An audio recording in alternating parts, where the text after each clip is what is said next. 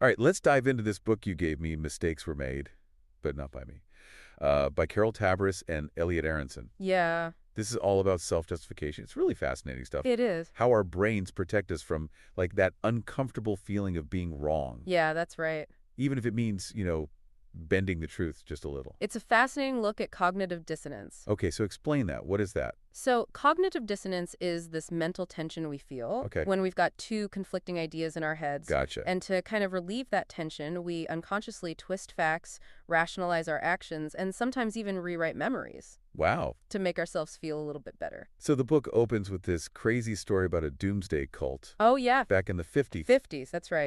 that illustrates this whole idea of cognitive dissonance. Yeah, so the cult was led by this woman named Marion Keech. Okay. And she believed she was receiving messages from aliens warning of like an impending apocalypse. Oh, wow. And some of their followers, they took it really seriously. Okay. Like quitting their jobs, selling their possessions, just waiting for this flying saucer to come rescue them on this specific day. Okay, so the day comes, no apocalypse, no spaceship. Right.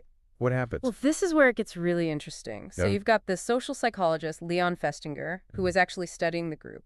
And he predicted that the members who were like super committed to the prophecy Yeah. would actually double down on their beliefs, even though it was disproven. Wait, so they became even more convinced after being proven wrong? It sounds counterintuitive, Yeah. but it makes sense when you think about cognitive dissonance. Okay. They're faced with this huge conflict, right? Their beliefs were just totally shattered. Yeah. So to ease that mental discomfort, their brains went into overdrive. They clung to the prophecy even tighter, twisting facts, to fit their narrative. So their brains just like hit the ignore button on reality. Exactly. Wow. It's a powerful defense mechanism. Okay, so this isn't just about like cults, right? No, it's much broader. Yeah. Tavris and Aronson, they explore how this self-justification thing plays out in all these different areas. Right. Relationships, politics, the justice system, it's everywhere. So they talk about this this thing called the pyramid of choice, Yes.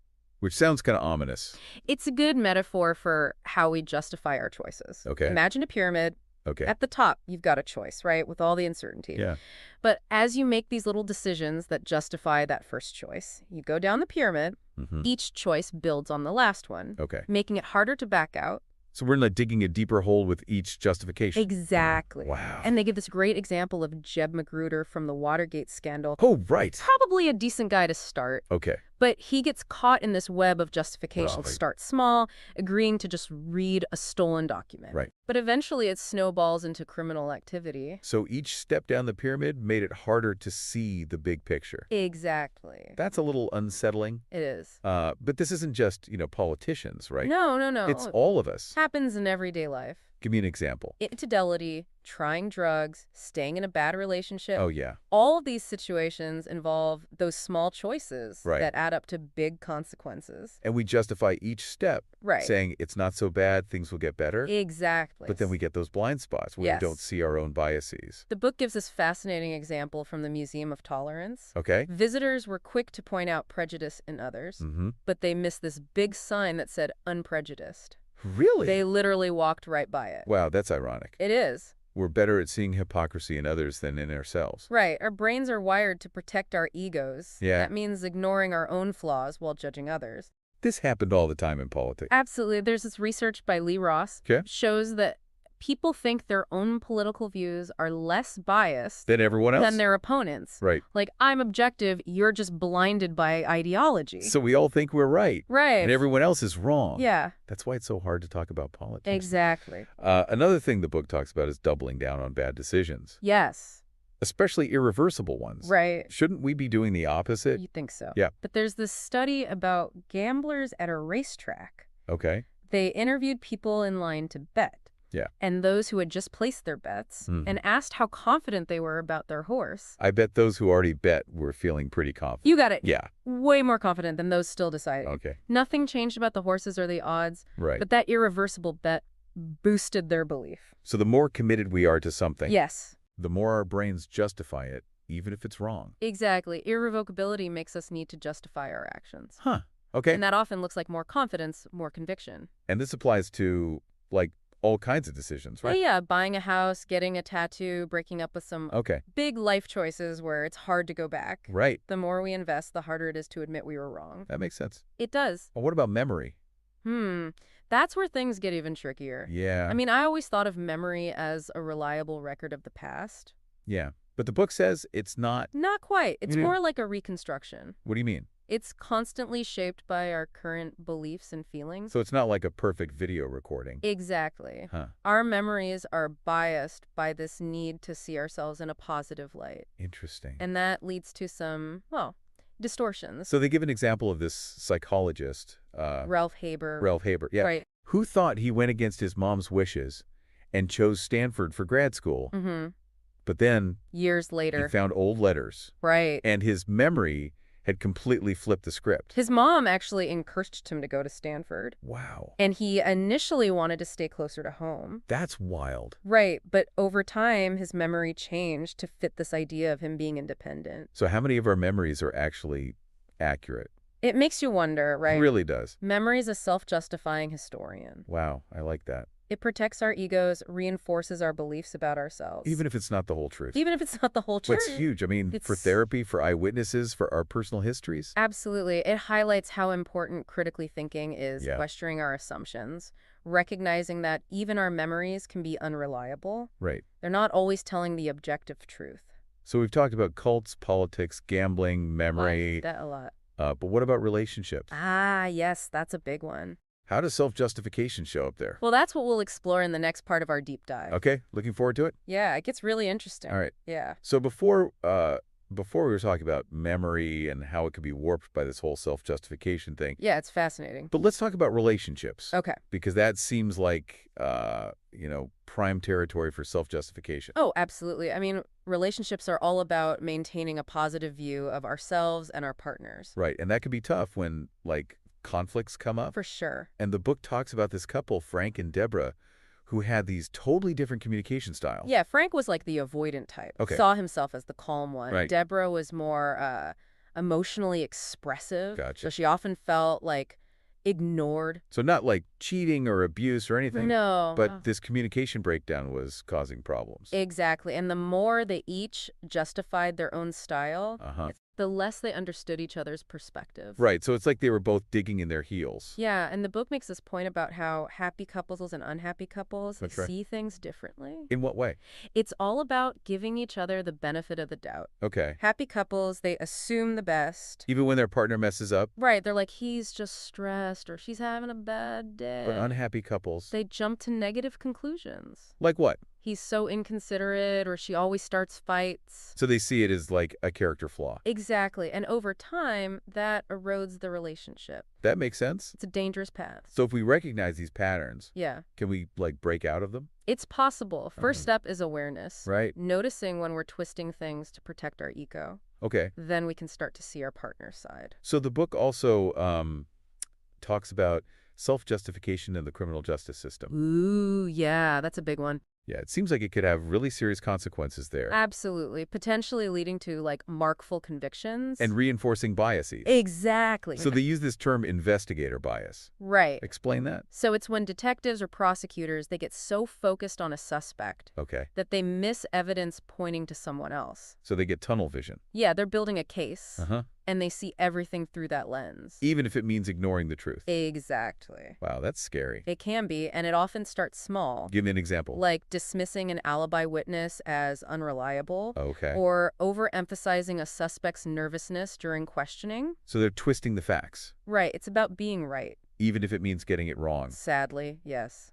So they give an example in the book, Patrick Dunn. Oh, right, the retired principal. Yeah. Falsely accused of killing his wife? The police were convinced he did it. Okay. And they focused on this witness who was not very credible. But he was willing to testify. In exchange for a lighter sentence. Oh, wow. And they ignored a solid alibi from a credible witness. Because it didn't fit their theory? Exactly. That's investigator bias. Wow. The need to be right trumps everything. And then there are false confessions. Right. How can an innocent person confess to something they didn't do? It's hard to understand. But self-justification plays a huge role. I mean, the pressure of interrogation. It's intense. Yeah, hours of questioning, being told they have evidence. Even if they don't, right. It's easy to start doubting yourself. Like, maybe I did do it, And then once you confess, even if it's false. the need to justify that confession takes over. If you have to reconcile it with your own sense of self. Exactly. And that leads to some mental gymnastics. Like what? Maybe I repress the memory, or I'm protecting someone else. It's crazy to think that happens. It does. The book says a lot of people exonerated by DNA evidence Had confessed. Wow,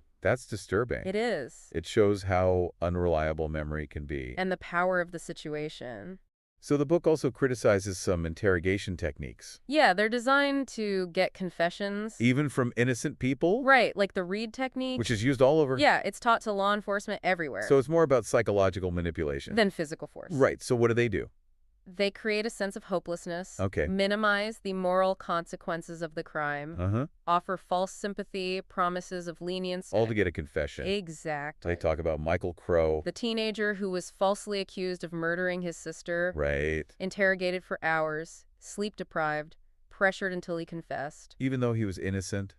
It's a tragic case. It really is. And it shows the danger of relying on these coercive methods. But it seems like law enforcement is resistant to change. There's that self-justification again. Right, they've built their careers on these methods. Admitting they're flawed is tough. So what can we do? The book suggests videotaping interrogations for transparency, independent commissions to review misconduct, and training officers on false confessions and coercive techniques. Those seem like good solutions. They are. But self-justification makes it hard to change. It does, even when the changes are needed. But at least awareness is a start? It's crucial. Yeah, the more we understand these dynamics, the better equipped we are to challenge them. So we've seen how self-justification can lead us astray. In so many ways. But the book doesn't end on a negative note, does it? No, not at all. So in the next part, we'll explore the flip side. Okay. How understanding self-justification can actually help us. I think you'll find it really interesting. Looking forward to it. Okay, so we've covered a lot of heavy stuff about self-justification. Yeah, it can get pretty dark. It can. But the book doesn't just leave us on a, negative note, right? No, definitely not. It actually suggests that understanding this whole self-justification thing can actually be a good thing. It can be really empowering, actually. Okay, I'm intrigued. How so? Well, when we understand how our brains work, how they protect our egos, we can start to, question our own assumptions. Yeah. Ask ourselves, am I holding on to this belief because it's true or because it just makes me feel good? So it's like shining a light on those blind spots. Exactly. But then, what about when we realize we've made a mistake? Right. Admitting we're wrong is tough. It is. It goes against our nature. Yeah? But Tavris and Aronson, they say admitting mistakes isn't weak. It's actually a sign of strength. Okay. And research shows that people who admit their errors are seen as more competent and trustworthy. That's interesting. It's about humility, being willing to learn and grow. And they give examples, like Oprah Winfrey. Oh, yeah, with the James Frey memoir. When she realized it was fabricated. She didn't get defensive. She owned up to it. Right. Used it as a chance to talk about honesty and accountability. And then there's that NASA engineer, Wayne Hale. Oh, yes, he sent that email taking responsibility for a mistake. And it changed the whole culture at NASA. It did. People felt safe to speak up about errors. So admitting mistakes can lead to positive change. It can, both personally and in organizations. But it's still hard to do. It is, especially when the stakes are high. Right. It takes courage and vulnerability. Yeah, but the rewards seem worth it. They are. More self-awareness, stronger relationships, personal integrity. And what about forgiveness? That's a big one, too. Yeah, the book talks about how important it is. Forgiveness is crucial for breaking free from self-justification. It's so hard sometimes. It is, especially when we've been hurt. Right. But remember, forgiveness isn't about condoning the other person's actions. Okay. It's about letting go of our own anger and resentment. So it's more about us than them. Yeah, it's self-care. So how do we actually get to that place of forgiveness? It's a process. Okay. Try to see things from their perspective. Remember that everyone makes mistakes. Right. Focus on the good in the relationship. It's about seeing their humanity. Even when they've hurt us? Like that Buddhist parable we talked about. Yeah, the monk carrying the woman across the river. Letting go of the situation. Forgiveness is about releasing the weight of the past. And that allows us to move forward. Exactly. So big picture, what are the key takeaways from this deep dive? Well, self-justification is powerful. Yeah. It's natural, but it can distort our thinking and lead to bad choices. And it can keep us from the truth. But we're not helpless. Right, we can become aware of it. Challenge our assumptions, admit when we're wrong, and practice forgiveness. For ourselves and others. Exactly. It's a journey. It is. But it's one worth taking. I think so. So by embracing honesty, humility, and compassion, we can break free from that self-justification trap. and create a better world, where mistakes are seen as opportunities to learn. and truth and reconciliation are valued. Yeah, that's a great way to put it. Well, this has been a really fascinating deep dive. It has. Thank you so much for taking us through it. You're welcome. It was my pleasure. And thank you to all our listeners for joining us. Yeah, thanks for listening. We'll see you next time.